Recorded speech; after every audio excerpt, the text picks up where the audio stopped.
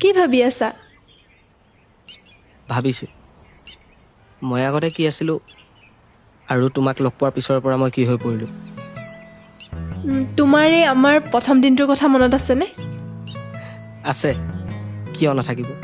সেইদিনা যদি তুমি মোক পইচাটো দি নিদিলা হয় মোৰ যে কি অৱস্থা হ'লহেঁতেন। বাৰু তুমি মোক কি ভাবি হেল্প কৰিছিলা? তোমাৰ মুখৰ ৰিয়েকশ্যন দেখিয়ে গম পাইছিলোঁ তুমি যে কিবা প্ৰব্লেমত পৰিছা। কিন্তু সেইদিনা তোমাৰ ওপৰত মোৰ খঙো উঠিছিল। কিয়? তুমিতো থেংক ইউ এটা ক'ব পাৰা। অৱশ্যে নক'লে ভালেই হ'ল দিয়া। আজি থেংক ইউটো কোৱাহেঁতেন হয়তো চাগে তোমাৰ লগত মই এনেকৈ লাগিও নাথাকিলোহেঁতেন আৰু আমি দুটা এনেকৈও নাথাকিলোহেঁতেন। তোমাৰ এই সহায় কৰা স্বভাৱটো দেখি মোৰ বহুত ভাল লাগিছিলে। মনতে ভাবিছিলোঁ তোমাক থেংক ইউ কওঁ, কিন্তু মোৰ এই ইণ্ট্ৰভাৰ্ট স্বভাৱটোৱে ক'বলৈ নিদিলে।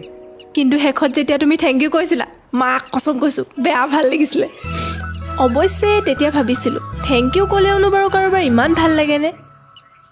আৰু শেষত ভাল লগা কাৰণটো বিচাৰি পালোঁ যে থেংক ইউটো তুমি কৈছা আৰু মোৰ মনে তোমাক বিচাৰিছে। আজি মানে আমি দুটাই অতীত ৰোমন্থন কৰিছোঁ।